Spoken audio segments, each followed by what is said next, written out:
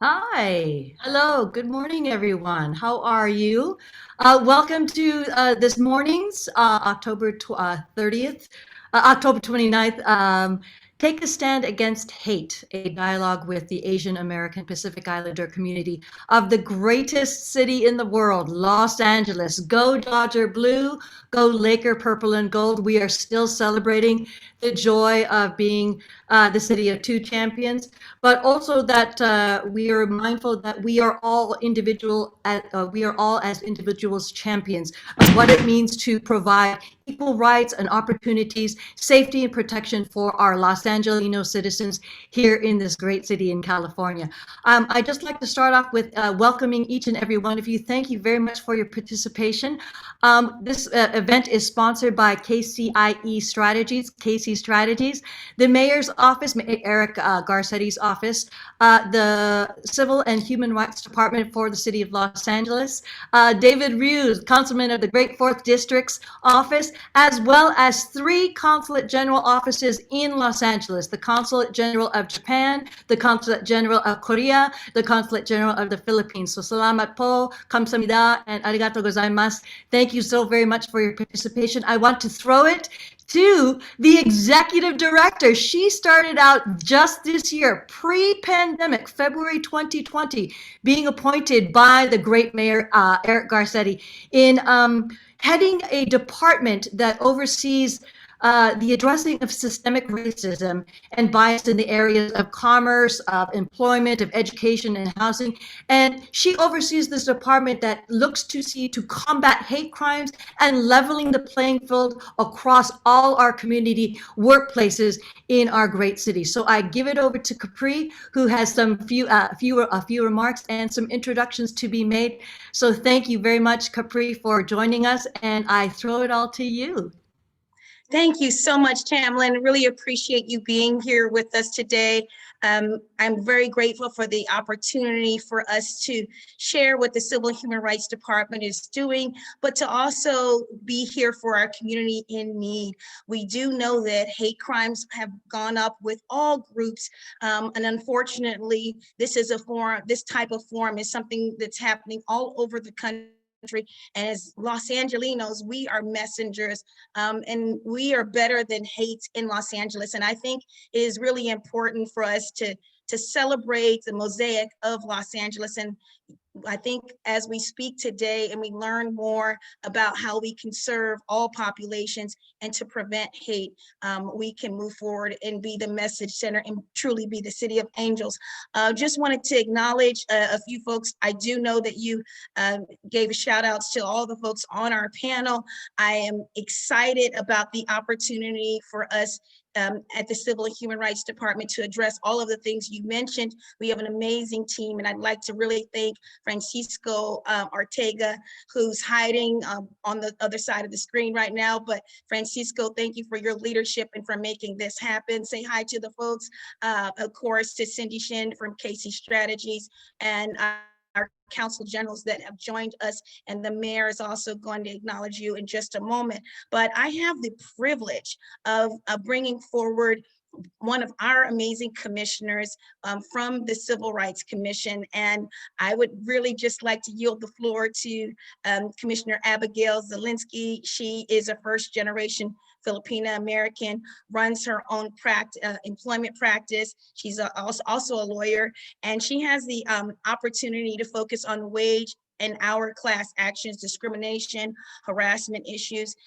She served on APA boards over the past 20 years, including the Filipina American Library, and SIPA and Historic Filipino Town. And then she also is the current president-elect of the Philippine American Bar Association.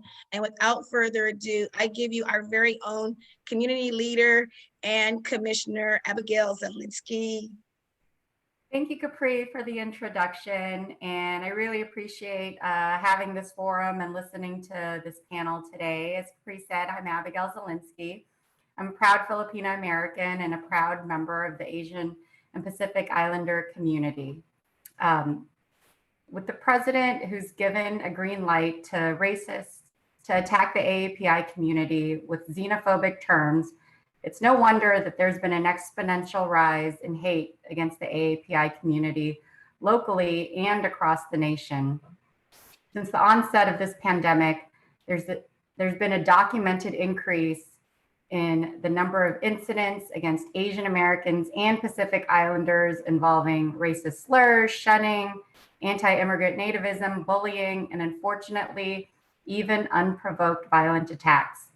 It seems that not a day goes by without watching another viral video of an AAPI subjected to this racism and hate. According to Stop AAPI Hate, a reporting center from A3PCon, and I know that Manju's here, A3PCon and Stop AAPI Hate documents hate incidents from across the country against Asian Americans and Pacific Islanders. And in the 6-month period between March and August, there were 2,500 hate incidents reported nationwide.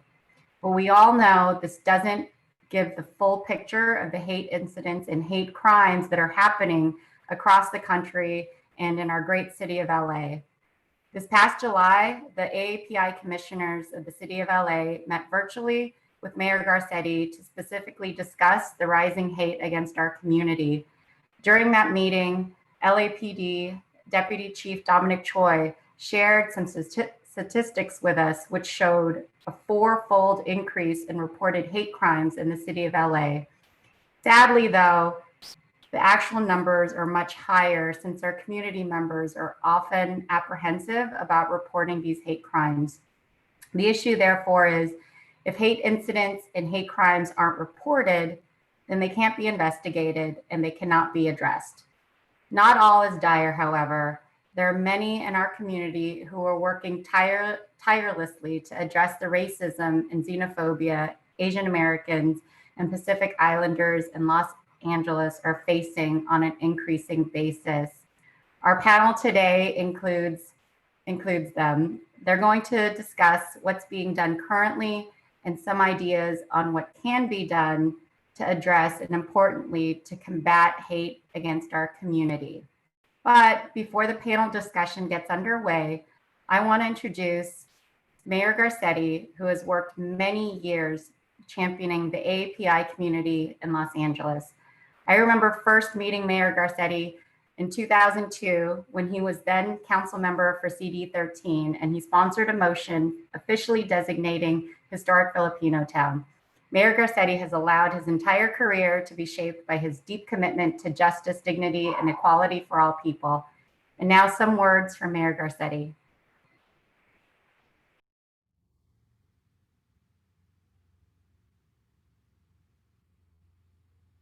Hello, I'm Mayor Eric Garcetti. Today, you will hear from some incredible leaders, all affirming in one loud and clear voice of fundamental truth about Los Angeles. This is a city of belonging, a place where our strength is in our people, and people who come from all over the world who have brought their values and voices to this global city. And we will always stand up for our people and stand strong against bigotry and discrimination. It's what brings us together today. And let me thank the Civil and Human Rights Department for hosting this important forum. And let me also thank and acknowledge our partners, Councilmember David Ryu, Consulate General of Japan, Consulate General of the Republic of Korea, and Consulate General of the Philippines, as well as KC Strategies. I want to thank you all for participating in this absolutely critically important discussion and sharing your stories. And I want to make sure that members of our Asian Pacific Islander communities who have experienced bigotry know loud and clear, we stand with you and will always fight for you. So stay safe and stay healthy. I send my strength and love.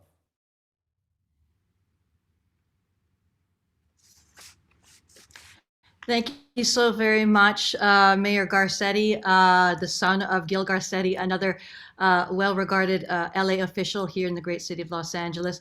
It is my pleasure to introduce to you our distinguished, our really super cool, our super special panel here to discuss our stories and what we can do as individuals, as organizations, and as community members of our great city. So it is my pleasure to introduce to you, again, I said the great 4th District, Los Feliz and Sherman Oaks and all that great part of LA.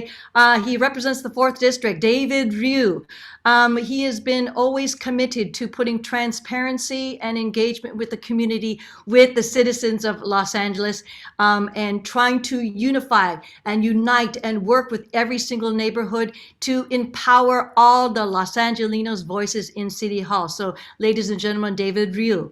I'd also like to introduce to you Deputy Chief of Los Angeles Police Department, Deputy Chief Blake Chow, who is, excuse me, the community the commanding officer of the Transit Service Bureau, providing security and protection for all rail and train services within the city of, rail and bus services within the city of Los Angeles.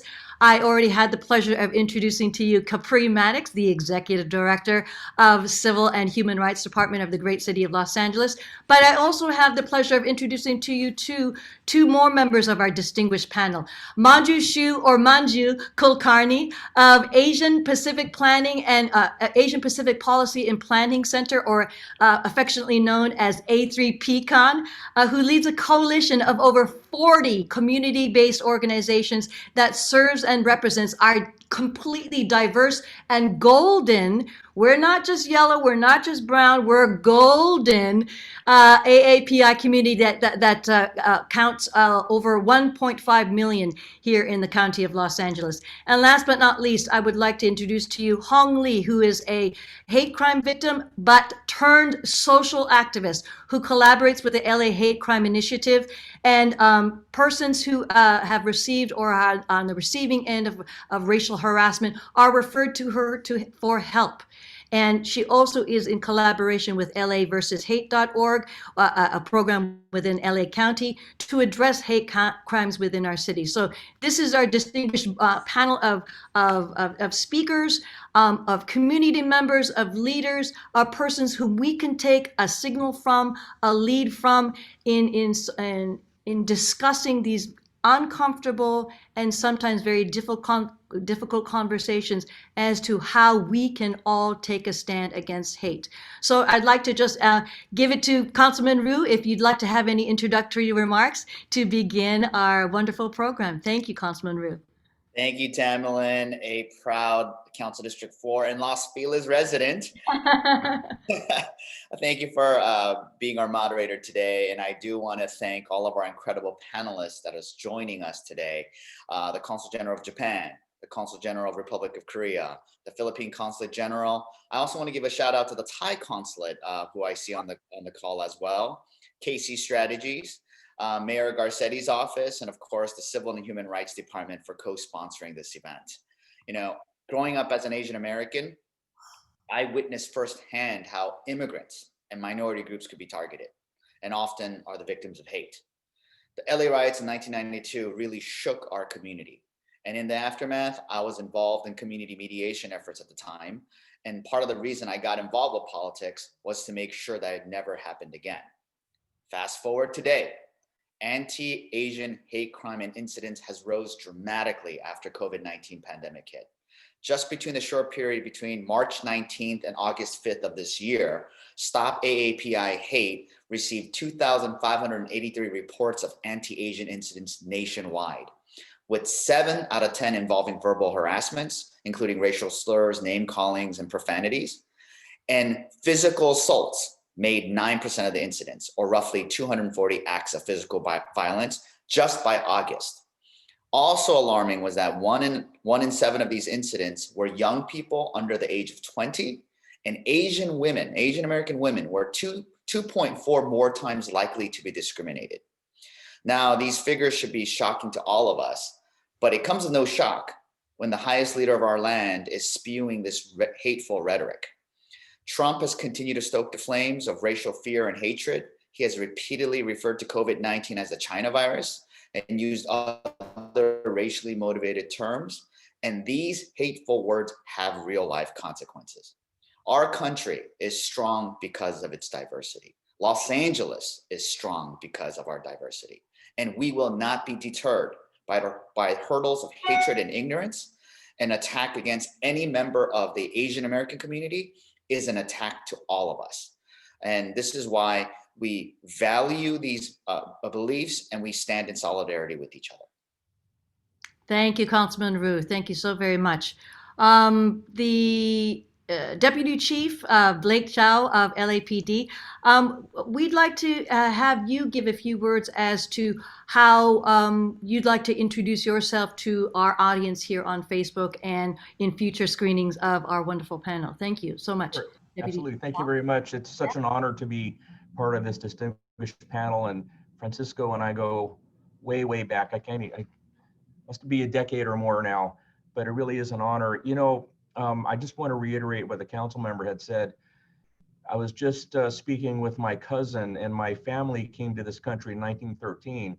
And when you hear the stories about the issues that they had to deal with as they came over, trying to pursue the American dream, and all the discrimination and issues that they had faced, you would think that fast forward to 2020, we had made some progress, but it is very disheartening to see that a lot of these issues are still popping up even almost 100 years later. And COVID has really made it much, much worse, or maybe it's made it just more apparent. I think, unfortunately, and this is how much work we have to do, society has a history of blaming other groups for problems. And that's easy, because that's the easy way out. Instead of coming together and tackling a problem as a community and looking for a solution, it's much easier to blame a group or another community for a problem that's seeing. And I think that's what we're seeing right now. I have never seen as much divisiveness in society in quite a long time. But from my perspective, again, as Chief Choi had mentioned, when I look at our statistics, and I'm only seeing 14 anti-Asian hate crimes reported for the whole quarter of 2020, I know it's significantly underreported. So we have our work cut out for us. We have to, as a group, we need to take a stand as a community that this type of behavior is not tolerated, and we have to encourage people to report it so that we can get a general picture as to what the problem is, and we can, as a group, address this problem head on and figure out what best to do. But again, you have all of our support from the LAPD, and of course, Chief Moore. We're solidly behind this effort, and it is significant, and we must do something as a community, as a group, to tackle this problem head on. Thank you, Chief Chow. Thank you very much for your introductory remarks. It is quite a battle to be able to both protect and to serve our community, but also being of Asian American descent must be another consideration that you have to deal with in times like this. So thank you very much for your service. I'm going to throw it over to you, Manju, as to what you would like to introduce yourself, how you would like to introduce yourself to our audience watching today, and just a few words as to what A3PCon. We all know what A3PCon is, but some of us who are watching may not know that this is a wonderful resource. Take it away, Manju. Thanks so much, Tamlin, for that generous introduction, and to Francisco, Cindy, Abigail, and so many others who are behind today's event. It's really an honor and privilege to join with Capri, Maddox, with Councilmember Ryu, with Deputy Chief Chow, and Ms. Hong Lee for today's really important panel, as well as with the Consulate Generals and the Mayor.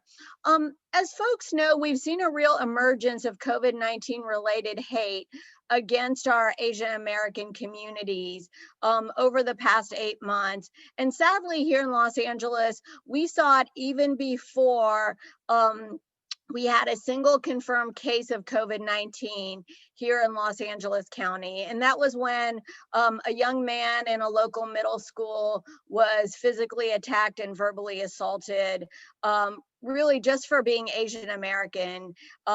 He was told to go back to China, and when he said he wasn't Chinese, he was punched in the head over 20 times. So that's when AppCon decided to get involved in this issue. We began to see that emergence, not only in incidents like that, but even just everyday occurrences where grandparents who walk their grandchildren around the neighborhood were getting attacked, individuals were being refused service at stores, ride-hailing companies.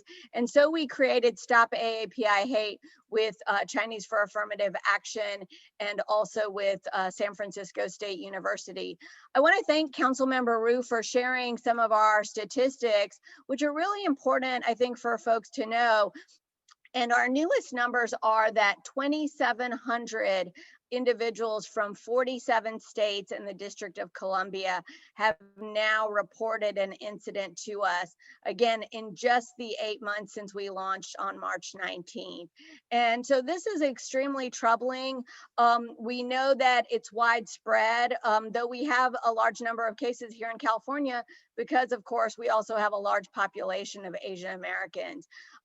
Additionally, you know, we have seen 40% happen at businesses, almost that same number at public streets, public parks, and on public transit.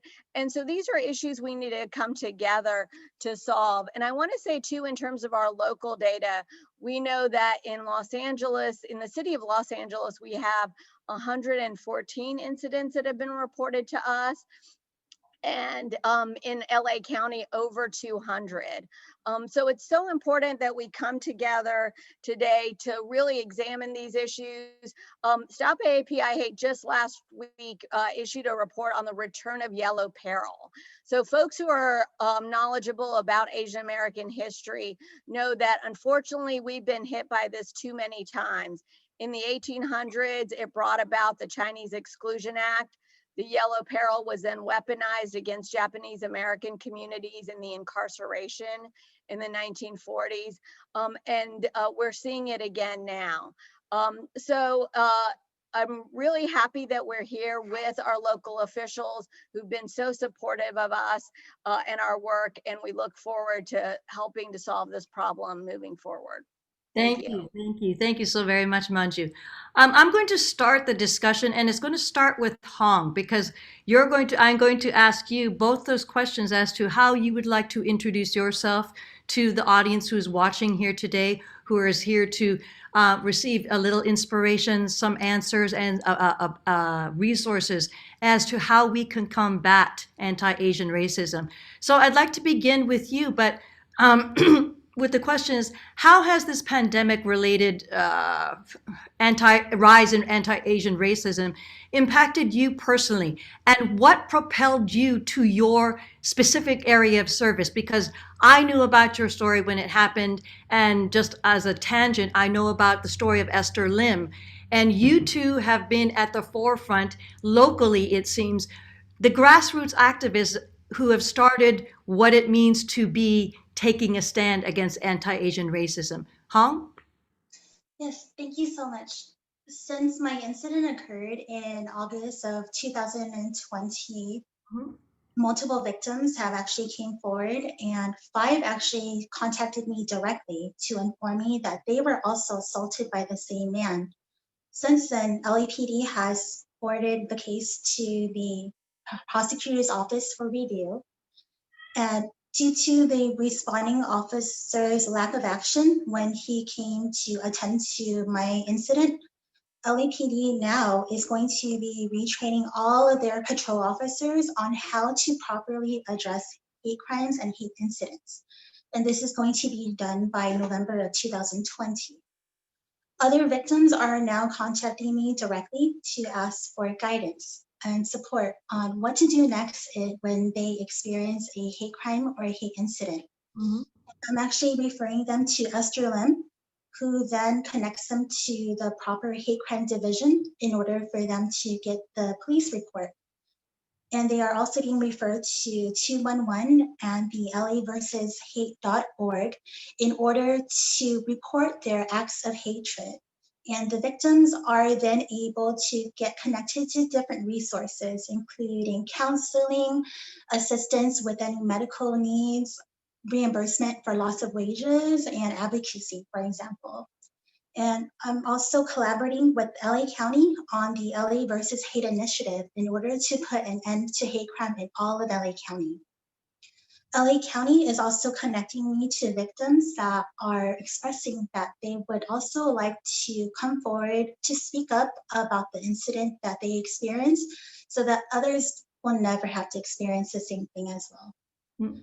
And I'm also collaborating with Esther on some pamphlets that she created in order to help first generation immigrants on how to report hate crimes. And these pamphlets are step-by-step instructions that provide in their own native language that provides details on how to report hate crimes. And as of today, we are actually working on looking for funding in order to provide these pamphlets to those that need this information.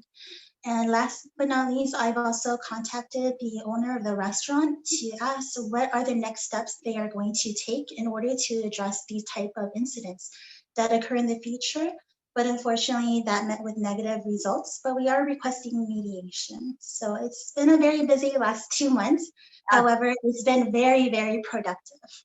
Yeah, well, thank you so very much for your unexpected activism in working to build our communities against anti-Asian racism and in our city. So thank you so very much for being spirited enough and being spiritful enough to do this hard work, because it's about making those efforts together in making sure that our community members feel safe, feel listened to, and feel heard. Just a quick short background in telling why I'm so interested in this. I'm the daughter of an LAPD officer.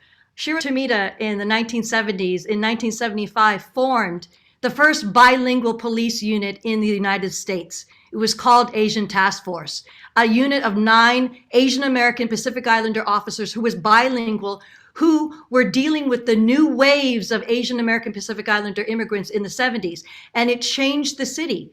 And because new immigrants were not sure of how to deal with police, how to deal with authority, how to deal with the law, they looked to this Asian task force, went out to the communities speaking in their mother tongues in order to connect and make sure those community members felt listened to and felt heard. So I feel like this is a circle, this is a connection, this is about relearning our history and not forgetting it, that we all have been through this together. And it's not just for the AAPIs, it's not just for our Latino communities, it's not just for our Black communities, it is not just for our indigenous communities, that LAPD, that the city of Los Angeles, that the mayor's office, that our LA City Council, that our LA County Commission, County Board of Supervisors can do this hard work.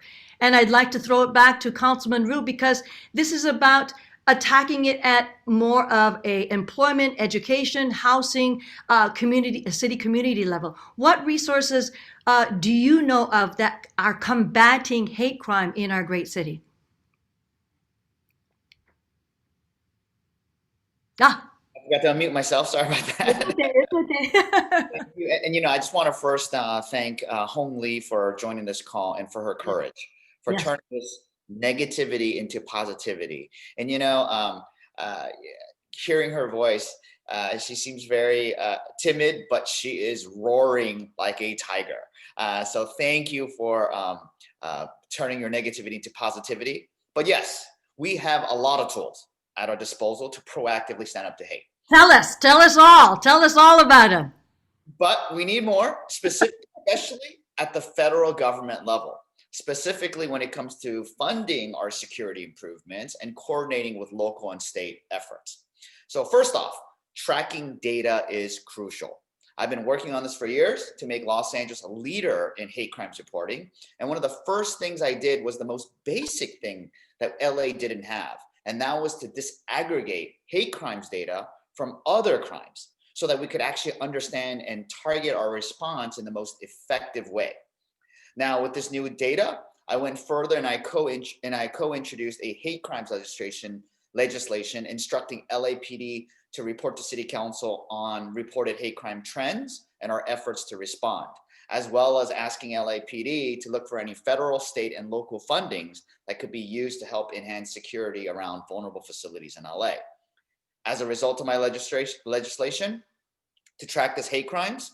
To no one's surprise, we found dramatic increases even before COVID-19. Right.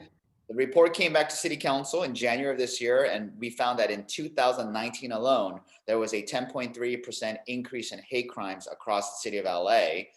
But this was a 40.6% increase since we started tracking in 2016. But now, because we have this data, we are working on a tailor-made response, because and we also have the ability to better collaborate and share this information, because information sharing helps to protect vulnerable communities. And LAPD, along with the Jewish Federation, is developing on an innovative communication tool similar to the Community Security Initiative that JFED pioneered. And this tool would allow for targeted communications between our vulnerable institutions. So basically, if a hate crime or incident is reported, all nearby institutions would be immediately notified. And lastly, we found out through all of these studies, my office found out that many institutions don't have the funding needed to protect themselves. And we can't wait for the legislative process to protect vulnerable communities, which is why I went ahead and dedicated a portion of my office discretionary funds to a hate crime security fund. So every institution, any institution, can be awarded up to $3,000 for security upgrades, staff trainings, and more. So those are what we have today. Thank you, Councilman Ryu, for your words, and it's a testament to the fact that LA City Council had voted to support the bill that was going through the U.S. House of Representatives and was voted against to. We won't go into politics today. We are only 5 days away, but we know that there's a lot to do on a local level, on a state level, as well as a federal level. But I have to applaud all the efforts of our city council and our county board of supervisors in doing the hard work in making sure that we do take a stand. And thank you. Deputy Chief Chow, what has and how has LAPD addressed this uptick in anti-Asian racism, crimes, harassment, verbal harassment in our communities in Los Angeles? And what can LAPD do about it? And what can we do to help LAPD? Well, thank you. A great question. It's really a kind of a multifaceted approach. I wanted to commend Hong for her story. I mean, as difficult as that is to watch, if we had not seen that, then the larger society in general would think that there's not a problem. Mm-hmm. And so in some respects, that's become kind of a again, an unfortunate incident, but it's a way for us to reiterate the fact that we still do have a problem out there. We have a significant problem. But as she mentioned, from LAPD's standpoint, just from internally, we have a lot of training we need to do so that our officers, almost 10,000 of them now, know exactly what a hate incident is, and when they get called out to that call, they handle it properly and they take it seriously, because we have to document this. We have to show empathy for the victim, and we have to respond appropriately. If it becomes a hate crime, our report will allow us to take that incident and take it over to the city attorney or the district attorney and prosecute it as an actual crime. But it is important for our people to know that even if it does not appear to be a crime, it still rises to the level of a hate incident, and we still need that. We still need that documented. From a community education standpoint, as you know, LAPD has had community forums that have been in place, probably going back to the early 1990s. African American Forum, the Hispanic Forum, we have the API Forum, etc. Those are perfect vehicles to get the message out about these types of incidents and the type of education that we need out to the community. And as the council member had said, it's a great vehicle where we can actually push this information out to members of the community who can then push it out to other larger groups in the community. But I think, what we really need to do as a group, and where LAPD needs help, is, as we had discussed when this forum first started, we need to together just continually educate the public about the fact that those types of incidents and those types of behaviors are not tolerated. And we need to educate people that if it happens, we need to know about it and we need to report it. In addition to really kind of setting the bar to everybody else out there that that type of behavior is not appropriate. Yes. So, Yes. as I mentioned, it's kind of a multifaceted approach, I think, that will help us chip away at this problem. Absolutely, absolutely. I just want to throw something to you from way back in the day because I had read your bio and your resume coming to LAPD in 1990, if I am correct. Yes. My father had retired in 1984. So the work that he had done provided that kind of legacy for Asian American police officers in our LAPD. So I know of Dominic Choi, I know of Deputy Chief Hara, Terry Hara. So it's this kind of, when I see an Asian American face in an LAPD uniform, it brings me pride. But also it's to remind you that those officers of Asian Task Force actually went out into the community when we were able to gather. We're still not able to, and gave lessons to our senior citizens, our elderly, as to how to power their chi and to say no or stop to something that's bad that's happening to them, or to something to somebody that they're witnessing, a crime that's being committed against. So it's that kind of tactile, that kind of personal information that I'd like to just reiterate, that it means about each and every one of us, no matter what departments we come from, no matter what communities we live in. It's about teaching others as to how to stop something when you see something bad. Do something about it. If you can't say anything because of our lack of English, or because we're scared to confront or antagonize, it's just to simply sit aside that person who's being verbally attacked, racially attacked, verbally abused, and say, I'm here with you. It's those kinds of, those actions, those interpersonal connections that make us feel a little bit safer, a little bit more protected, and a little bit more served as co-citizens here in Los Angeles. Thank you so very much, Chief Chow. Capri, this is your turn. What tools does this newly formed Civil and Human Rights Department have in combating hate crimes? And it is such a big and a large conversation that we're all having. But what can the Civil and Human Rights Department do for our citizens, as well as all the employers and employees across this great city? Thank you so much, Chamlin. Really appreciate the question, and the fact that I'm a former prosecutor kind of like dovetails into this role as well.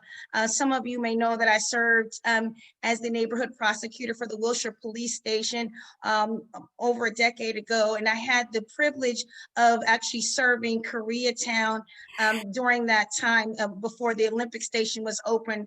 And so we did a lot of work with the API community as it relates to hate crimes and hate incidents. Even then, but the numbers have just soared off the charts now. And I want to be sure that we work on this issue with all of our tools. One, I wanted to announce that we do have 3 commissioners from our operation with us. We have Courtney Morgan Green, that you may see on the screen.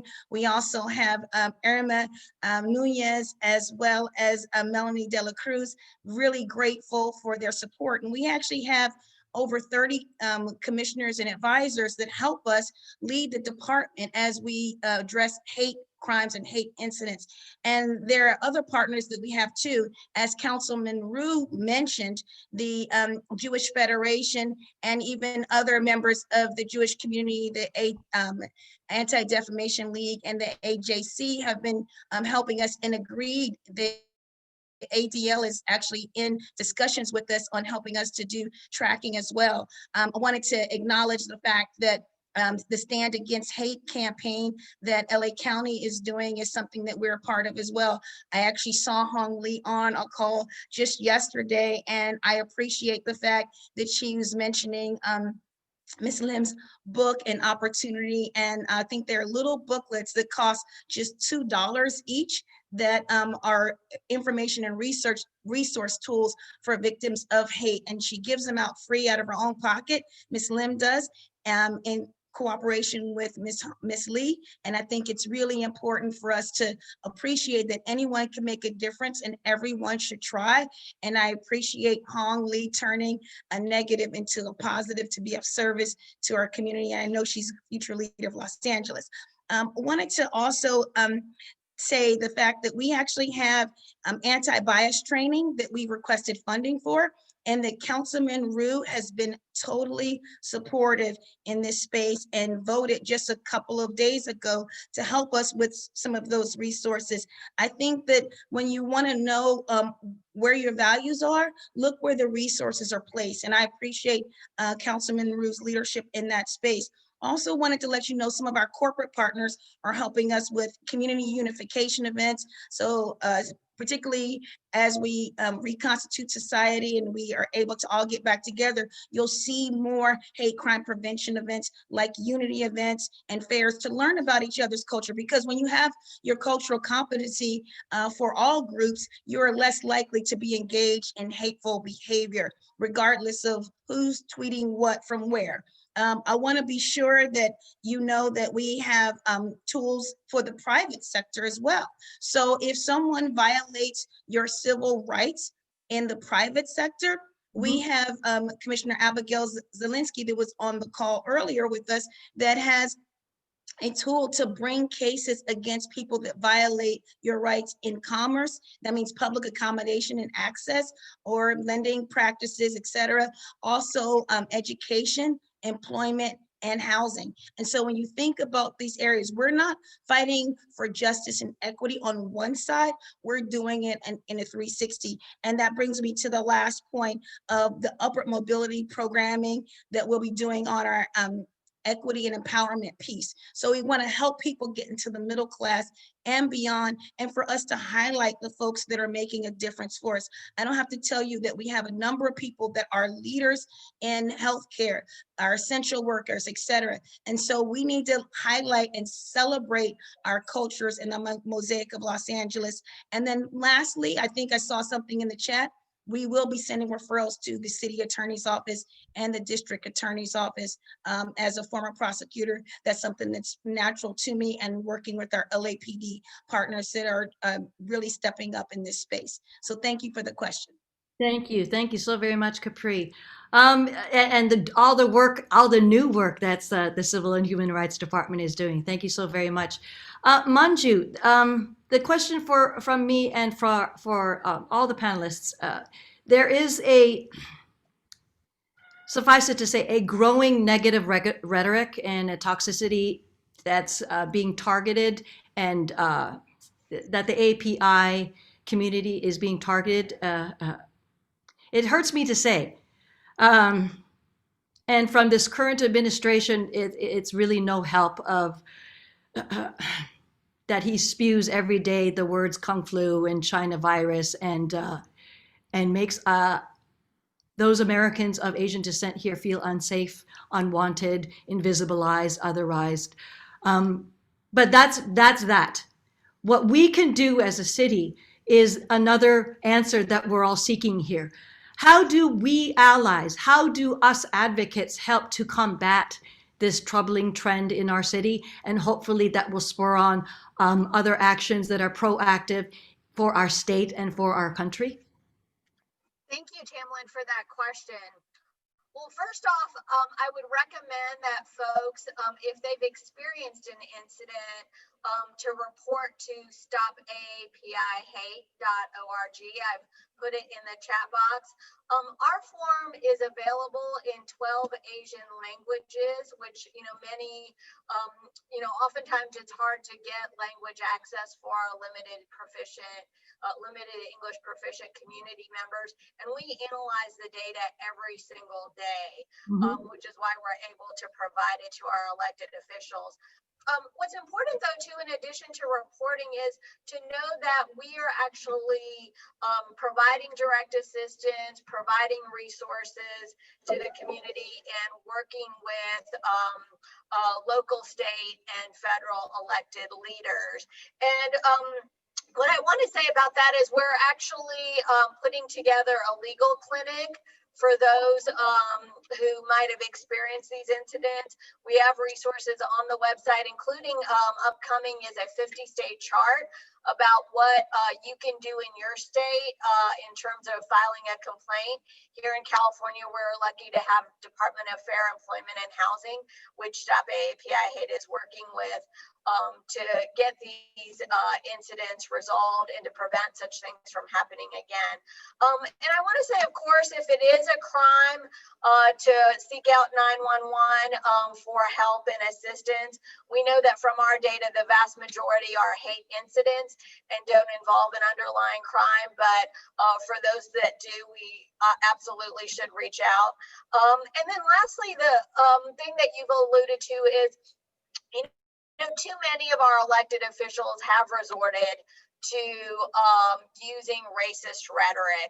And so it's really important that we hold our elected officials accountable because they are essentially putting people in harm's way when they do that and when they don't condemn what's going on.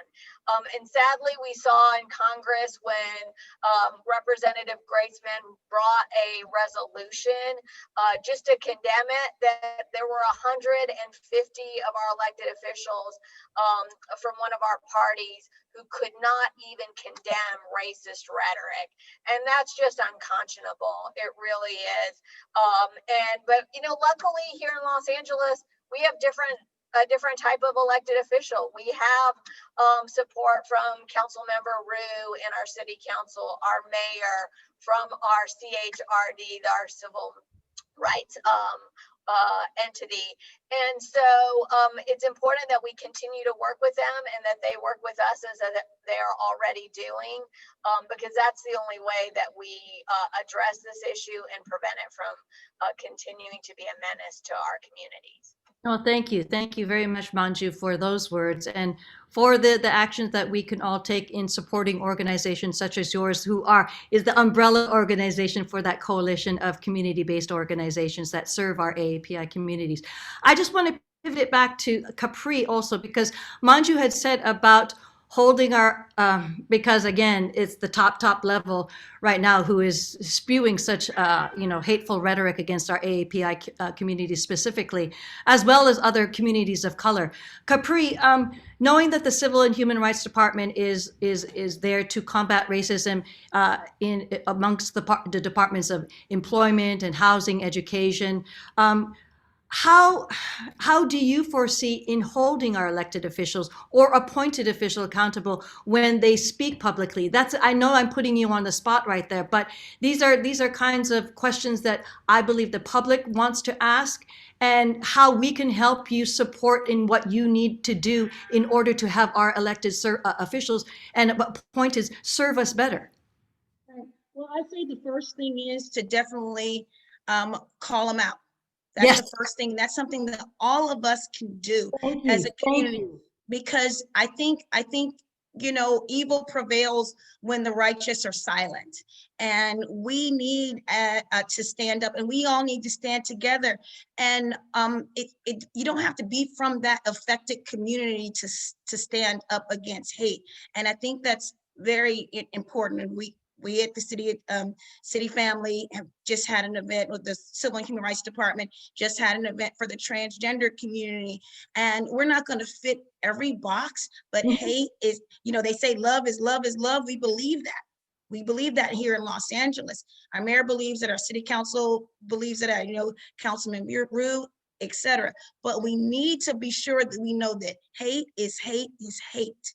And I think wherever it is, we want to root it out early and often, because I've learned from my good friend Manju that after 9/11, we had hate crimes spike against Muslim Americans and people that are perceived to be Muslim.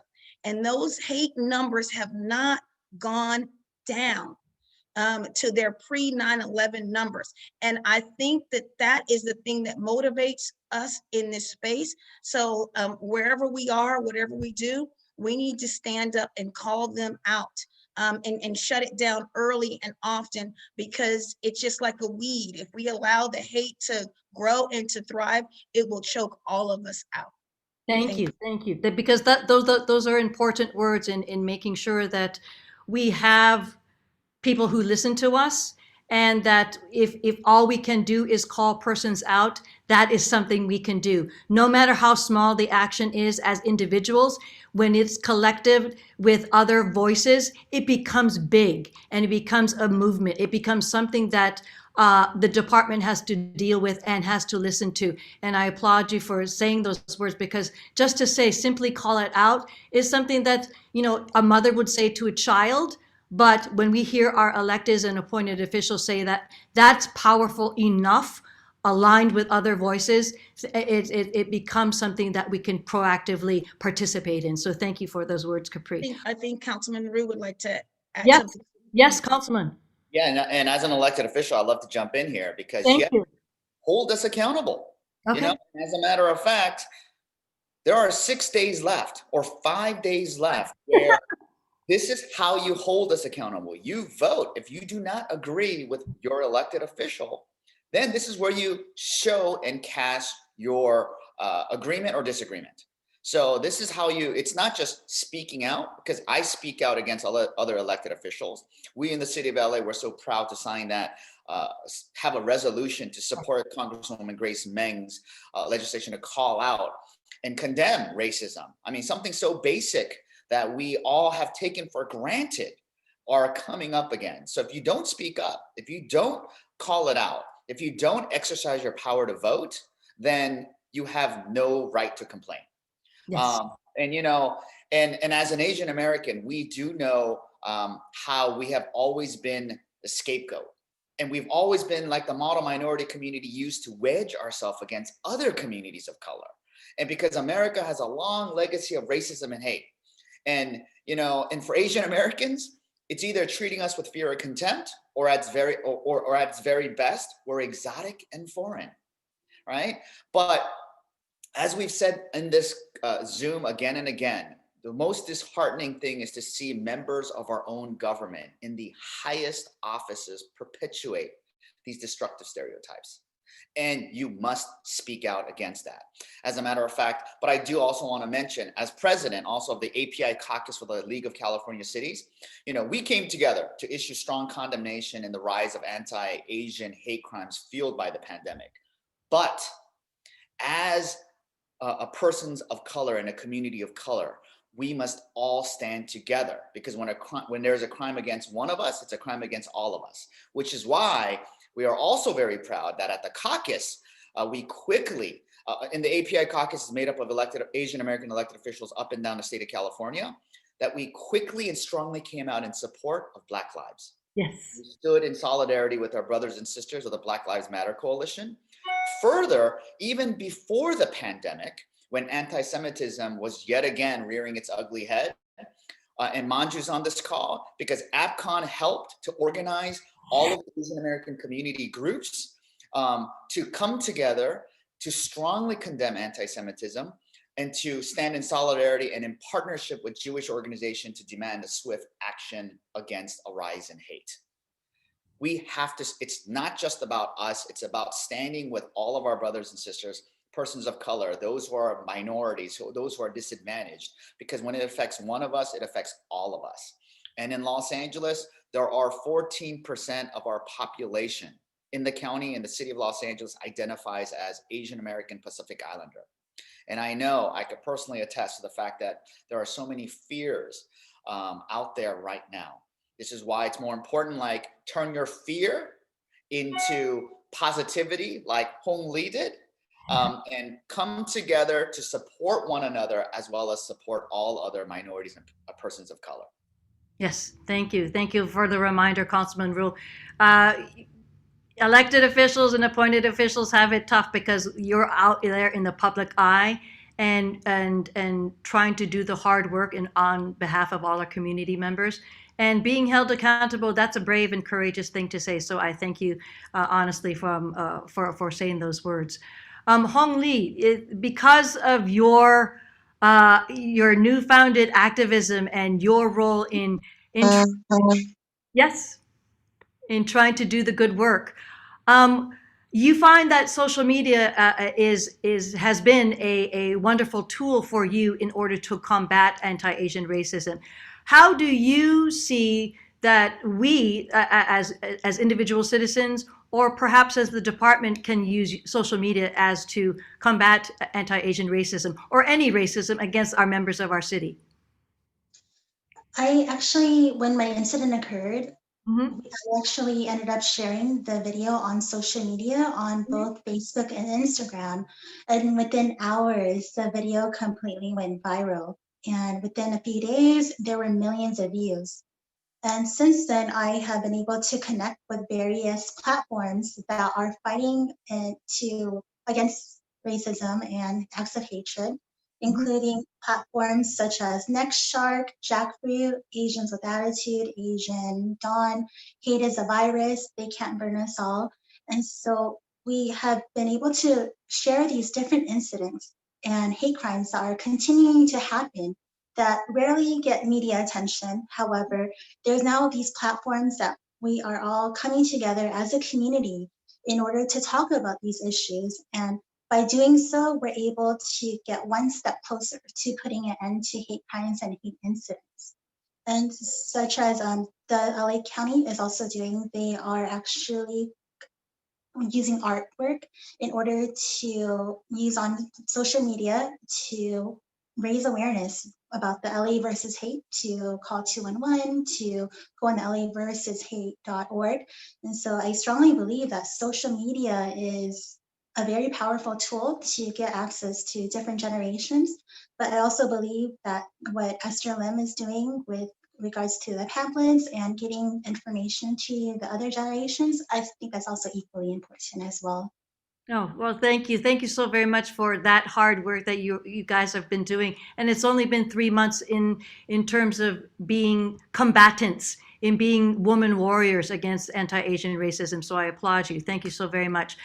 Deputy Chow, in terms of how these incidents of verbal harassment, of racial attack are committed against members of our city, does LAPD respond with a certain protocol, or what should we as citizens know what LAPD can do and cannot do in terms of these kinds of incidents? This is a big question that I have been wrestling with as well, because what can we do when we want to call the police versus call the cops? It's that kind of should I, do I want to, do I have to, or can I?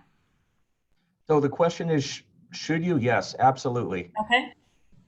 We want you to call 911, especially in situations where it looks like that individual is becoming threatening. We will dispatch an officer out there, and we do have protocols in place. I have the roll call training curriculum in front of me. Actually, we are training the officer where the officers have been trained. Mm-hmm. Actually, if it's a verbal issue with some hate speech, but there's not a crime, we will take an incident report. Okay. We can log that. We have a hate crime coordinator that works out of our detective bureau. Orlando Martinez, probably some of you have met him before. He is kind of the collector of all the hate incidents that we have in the city.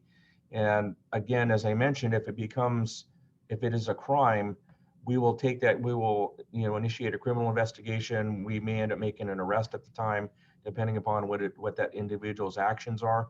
And that case will be presented to either a city attorney or a district attorney for criminal filing. But that is kind of our call for service protocol. But again, as I mentioned, we have all community forums, we have senior lead officers, we have the task force officers that your father was a part of at one point in time, mm-hmm. that are out there in the community that we have to continually educate the community. We need to bring this up at our CPAD meetings, at our forums and things like that, so that we increase the amount of education that we have out in the community about these types of issues. Okay, forgive me, Deputy Chief Chow. I'm going to do it personally. If looking to you in your uniform in that office, seeing police paraphernalia, you look like my father. So I need to ask you from a personal point of view, just as a person as a young girl, a young woman, just like Hong Lee. If I get harassed on a bus or in a restaurant or on the public street, what do you want me to do, Dad, Blake Chow? What do you want me to do? Not as a police officer, but as my father. And what am I supposed to do as a citizen of Los Angeles? Do I call the police? Do I call Councilman Ryu? Do I call Manju at AtCon? Do I call CORD? Do I call CHRD? What do I do as a young person? It's like, do I record? Because these phones are ubiquitous. And this is an important tool to record incidents of racial abuse, of racial attacks. What do I do with the video? Who do I send it to? I think those are the practical questions that I think people in our community need to know. What can I do if it happens to me or if I witness it? And how can I be safe and make sure that the person who is being attacked is safe? So, I have a 16-year-old daughter, and that's a great question, because I often ask myself, if my daughter was the victim of this, what would, as a father, what would I want? And I would want, first of all, I would want her to call the police so that somebody can show up. And if this individual behavior is escalating, the police can get there and handle that to make sure that, our victim is not harmed. And to your question, should we call the council office? Should we call these other entities that also work in partnership with us to deal with these hate incidents? The answer is yes, because this is really a team approach. And but the first thing that needs to happen is please please call 911 so we can get somebody out there, so that this incident, which is already dangerous enough as it is, does not escalate into something where you are harmed. As far as the video is concerned, yes, everybody has cell phone videos. Those have become very important for us, because that's evidence for us. That's evidence of the type of language, the motivation behind the actions. And what we'll look for is not only that type of video from the victim, but if there are other people that are around that also capture video, we'll want to talk to them and have those little video clips maybe emailed or sent over to us, so that they can become part of our bigger response. Okay. Because it's that idea that if I can film an incident that happens to me or to someone else, I throw it up on social media, just like Hong did. And it's that kind of immediate reaction that us citizens can do to activate journalists, to activate other community leaders, to draw attention. So it's knowing that LAPD, LASD, and the city and the county are all being proactive in committing to these kinds of actions in order to help the citizens, because it's the personal. Manju, it's like when I read your articles in Huffington Post, when I read the stories that you've collated, that you've collected, as well as the other reporter on the Huffington Post articles that you write. What are these stories? How do they affect you personally? And how do you echo what we can do as community members, as well as U.S. citizens on terms of a federal level? Because I know you're working on several tiers in terms of activism. What can we do and reporting to you and at Stop AAPI Hate? Thank you, Tamlin, for that question. And, I think really Ms. Lee's example is one that we should all take to heart, which is, despite how hard it is to report this, and, it really is sort of damaging to our psyche. It creates a feeling of otherness for us to be targets of racism, but it is so important. As has been said on this panel, we need to see the faces, hear the names to know how real it is. Often with just hearing data, it doesn't have that same impact. So yes. I just really want to thank her for that. And, as the Deputy Chief said too, when we have evidence, it helps to build a case. That's true not only for hate crimes, but also for hate incidents as well. Because, and what I want to say is that there is a lot of civil rights protections and enforcement that is available in California. So we shouldn't ignore that. If you know that what you've experienced is not a crime, I don't want folks to waste the time of our LAPD officers.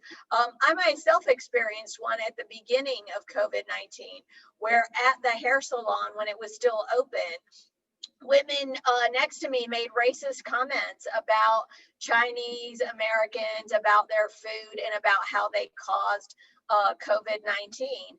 And so what I did, because I was jarred by it, but I felt safe enough that I told them what they were saying was racist.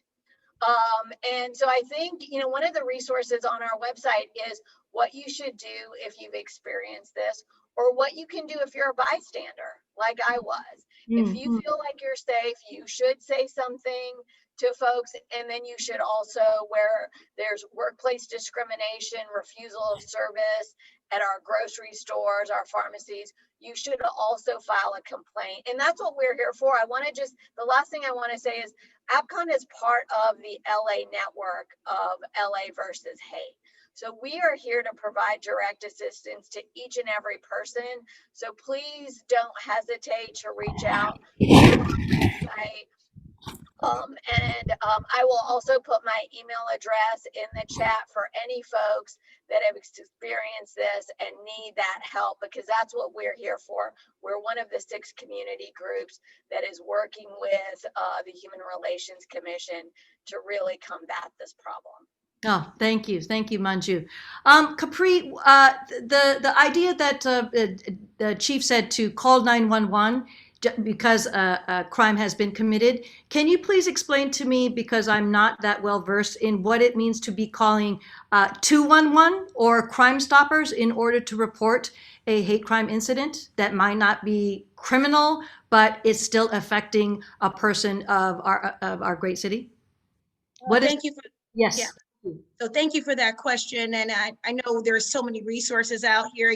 You may think like, okay, I've been a victim of a hate incident and now I have to call 10 people. Definitely, I think, first of all, calling 911, if you LAPD still takes hate incident reports. And I know for sure because we get those documents, but I do think it's important for us to notify entities like AppCom, Stand Against Hate, and I'm sure Manju has put that in the chat today, and also the 211 number, just so that that information is documented. And I don't have to tell you, even when you're notifying LAPD on incidents, and I don't want to speak for Chief Chow, but I want to be intentional to let you know that the more information LAPD has, the more information, the more resources they can put on an area. And a lot of times hate incidents, can escalate into hate crimes. Yes. So you may have an incident where someone is coughing on people in line at the supermarket, and then that same person will maybe push someone, or if they are recorded, someone's recording them on the phone, then they're going to slap the phone out of your hand and break it and maybe assault you. So you can see how things escalate. So the more information that we all have, the better. I would say LAPD 211 for sure, and the Stop Hate, Stop AAP I Hate .org. I don't know if it's .org or .com. I know Manju has put in the chat. So it's really important for us to use those areas because information is power. Absolutely. The one detail for me is that if someone should witness or experience a hate crime incident or a verbal assault, is there a time limit? If I experience something on a Sunday, is there a time limitation? Because sometimes in an emotional or on a personal level, when somebody has been at the brunt end in receiving that, how long should that person wait before calling to 911 or 211? And I think that question I should direct to Chief Blake Chow on the timeline. I'll have him chime in on it, but I definitely would like, the more immediate someone can report an incident, the better it is. And I don't have my penal code in front of me to see what the statute of limitations is on it, but I do think doing it instantly, because you can prevent another crime against someone else. And again, like I said, with the escalation of incidents, from an incident to a hate crime, providing information can make all of the difference, because maybe the person in the second incident was able to get a good ID on that individual. Yep, Yes. they hang out at this shopping center. They drove away in this color car, and it was only, air quotes, a hate incident. But when they commit a crime, now LAPD knows to look at the video and to see what was happening there. And it's like, and then the blue car drove away quickly. Well, this time they have a license plate, boom, crime, you can be solved. So I want us to be intentional to make sure we share the information sooner rather than later. The other thing too, I think it's important to know, is that your memory, you'd be surprised. There's some people who can have a crime happen. Sometimes we don't remember what we ate for breakfast yesterday. Right. Especially me. But I think it's important to know that the fresher the details are, the better you are to document that information. And I'll let Chief Chow chime in if he has anything he'd like to add in that space. Yeah, Chief. Yes. Yeah. Thank you, Capri. Chief Chow, is there a time limitation, or what are the kinds of questions that a victim of a hate incident or a hate crime can be expected to answer? No, we, just to reiterate, we do want that call as immediately as possible. Okay. Because a lot of hate incidents can escalate into hate crimes, because as you can see from some of the videos that we've seen, the behavior of that suspect escalates to the point where it's actually becoming physically dangerous for our victims. So we don't want that. We don't want to get to that point. So Okay. immediate call to 911. But if that's not possible, certainly calling as soon as possible, even if it's after the fact and maybe the suspect is gone, is also important, because as Capri had mentioned, oftentimes we'll take a hate crime incident or a hate crime report or a hate incident report, and we can, if this individual is responsible for multiple incidents, we can tie those together based on what people have seen. And if it becomes a point where we take those cases over to the district attorney or the city attorney, we can tie incidents together and get a stronger filing on those types of cases. Okay. Thank you so much for. It feels like I'm putting everybody on the spot, but I just wanted to make this feel like it's a loose conversation. So I appreciate you guys jumping in with all the questions that I have to say. I see Councilman Ryu raise your hand. What would you like to say, Councilman? I just wanted to add in, and there's a great question from Commissioner Nunez who asked, how can undocumented immigrants from various countries be assured that they will not be deported if they report a hate incident or hate crime? Yes, in the city of Los Angeles, especially in the city of Los Angeles, where we have declared we are a sanctuary city and we help immigrants irrespective of their immigration status. So they will not be deported. As a matter of fact, I'll let Chief Blake Chow add more if he wants to, but basically the LAPD does not work with ICE, with the federal immigration officers at all. We do not exchange any information with them. I'll also let Manjusha speak as well. And their organization and the coalition that she was talking about, many of these same groups like Churla and other groups are actually immigrant rights groups. Yes. So they will go out of their way to protect your rights, even if you are undocumented. So do not let your immigration status or your language barrier or anything be a impediment to making these reports. And as Capri mentioned, we gave you like 10 different resources for you to report. And the important thing here is speak up, speak out. Now that might mean a lot of different things for other people, right? Like you could be like Hong Lee and really speak out. Post a video. You could contact LAPD. You could contact the coalition that APCON is part of. You could contact my office. Whatever you feel comfortable. The most important thing is, even if you're anonymous, help us document that incident, because it will show us what the trends are, what the alarming rates are, and how we could target how LAPD how our nonprofits could target areas or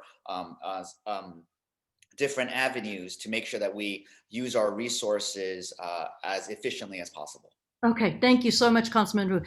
Deputy Chow, Councilman Ryu had referred to you as to LAPD not ensuring that undocumented citizens, undocumented persons won't be reported to ICE in terms of reporting hate crime incidents. Is that something we can entrust with LAPD? Oh, absolutely. That I could not underline or reiterate that any stronger. We've had Special Order 40 since the late 70s that we do not ask about immigration status of anybody that we're interviewing, because that is not our concern. Our concern is to provide service to our communities. And we do need to capture that data, and we don't want to get in a situation where people are afraid to report things to us because then we don't really have the big picture. Right, right. Thank you again, Deputy Chow. Deputy Chief Chow, and also Manju, I see your hand raised because Councilman Ryu also referred to you as to what AFCON can do as well. Right. Yeah. And I just want to reiterate that from our standpoint, all of the personal information that's provided to stop AAPI hate is confidential. We don't release any of it without your explicit permission. So I want to let folks know about that. And I also want to just point to the chat where I've added all of the members of our LA versus Hate Rapid Response Partner Network. There's so many groups. Councilmember Ryu mentioned Cheerla and others. And really, it's important to remember that those individuals who are undocumented get just the same amount of protection, and that they should not feel inhibited. And so for that reason, we want to encourage them to reach out to us, also to 211, and certainly to 911 if this involves a crime or exigent circumstances. So we want all of our community members to be involved in this effort, and we want to help each and every one of them. Thank you so very much, Manju. It's nearing the bottom half of the hour, but thank you so very much for your participation, and we're going to take these last few minutes to wrap up. I'm going to begin with Hong because you have been so inspirational as to what we can do in terms of dealing with a negative incident and turning it, like Councilman Ryu had said, into positive action. And how would you like to leave us now? And as we carry on past the election next Tuesday, past this ongoing, however COVID-19 is going to play out and end, we have to continue to unite as AAPIs across all our communities of color. What would you like to leave us with? Because you've already done the work in trying to unify and try to provide tools for our AAPI members. What would you like to leave us with? I would like to add that as victims or witnesses to acts of hatred, we need to continue to speak up. Exactly what Capri mentioned earlier. In my case, I asked for help for over 2 minutes, and not a single person, nor the restaurant employees or the patrons around me, assisted me during that time. And so if it just only took one person just to say, hey, stop that, that's not right, to just say something, not that it needed to result in any type of physical violence, but to stand there and speak up, especially when something isn't right, and not to be a bystander and to turn the other way and ignore it as if it wasn't happening. And so I am very grateful for these platforms and for this opportunity to raise awareness on these ongoing issues. And I'm very hopeful that we'll be able to put an end to these hate crimes and hate incidents that are continuing to occur. Thank you so very much, Hong. Thank you so very much for all the work you do. And we're going to continue to champion you because we know that you champion others in times like this. So thank you so much. Manju, what remarks would you like to leave us with as the umbrella coalition of APCON? And knowing that, again, we, in working with over 40 of those community-based organizations, that our citizens can look to those many resources in dealing with anti-Asian racism, but what can we do to help you and help the organizations that you foster? Right. So, what I want to leave folks with is really what Capri mentioned in her remarks, which is, we're here for the long haul. Our organizations to support all of you, to support our communities, because we do know from 9/11 that there was an over 10-year backlash against part of our community, South Asians, Muslims, Arabs, and Sikhs. And that was when we only had, and I say only cautiously to say, we lost 3,000 of our fellow Americans that day. In America today, we have lost 225,000 people due to COVID-19. So unfortunately, excuse me, I expect this backlash to continue against our communities for some time. It's not going to end in a few days, and it probably won't end in a few months.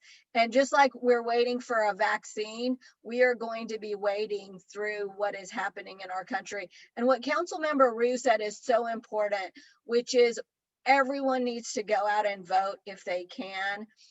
We have an opportunity in what is the most critical election of our lifetimes to address what's happening, to prevent it from happening in the future. And we know a lot of our AAPI community members have been sitting on the sidelines in past elections. And I'll just share with you a quick clip that I saw on Twitter from Angry Asian Man. Not voting is like essentially going to a restaurant and paying for the food and letting someone else pick for you, right? We wouldn't let anyone do that for us when, as consumers, we shouldn't let others choose our futures as citizens of this great country. Thank you. Thank you so very much, Manju, and thank you for shouting out to Angry Asian Man.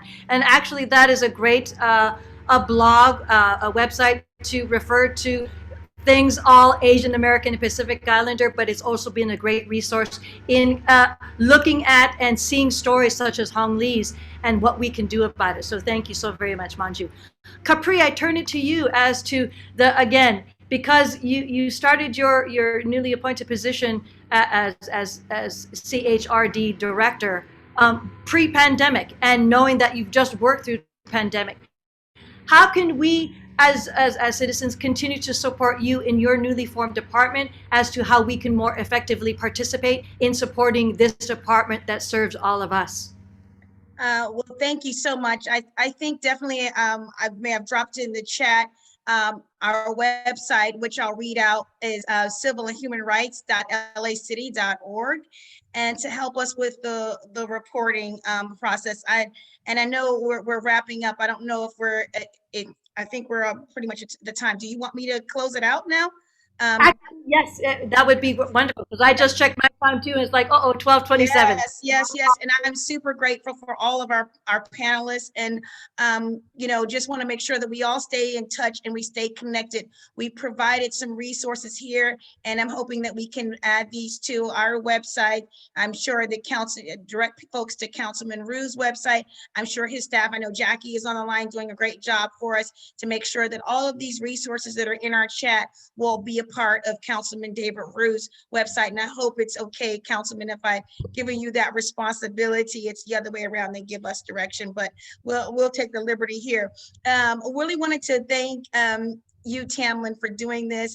You're a celebrity in your own right. Joy Luck Club, Karate Kid. I mean, you're someone, and you were so knowledgeable about this area. Wanted to thank Cindy Shin for her connection for us in this space, and just the work that Casey Strategies does with the media.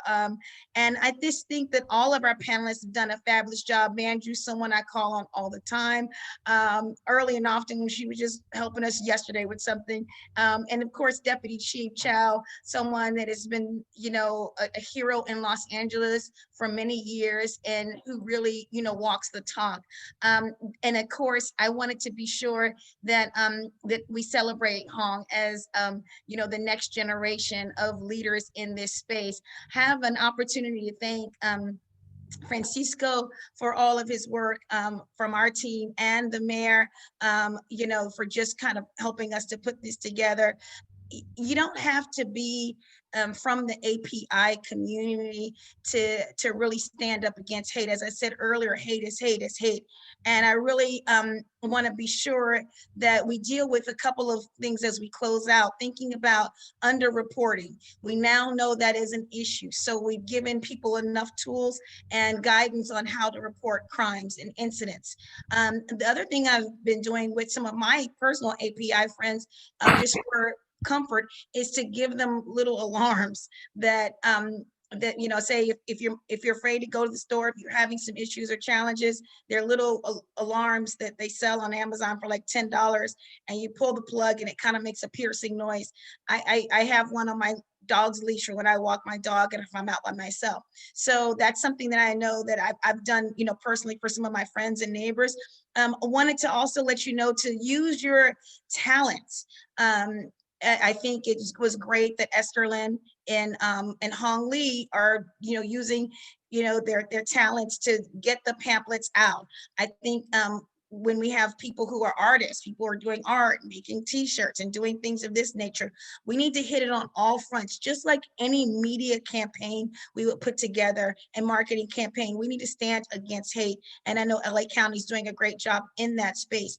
If you are a witness to a hate crime or hate incident, I think it's very important to let you know, as someone, as Hong said earlier, be a good witness, be supportive. That if someone does a hate crime, don't compound the pain by being silent and knowing what's going on. We know that hate incidents are happening all over the country to a number of groups, particularly our API community. So we really want to stand up and stand up against hate. And then I love the idea about Manju's legal clinic that's going to be coming on board, the virtual legal clinic on what to do. So I think there are just so many, and then of course with us at the Civil and Human Rights Department, we have our website listed here, and you have an opportunity to even bring cases against individuals from the private sector. So as we wrap up, I just really wanted to thank everyone, thank Councilman Ryu's team for,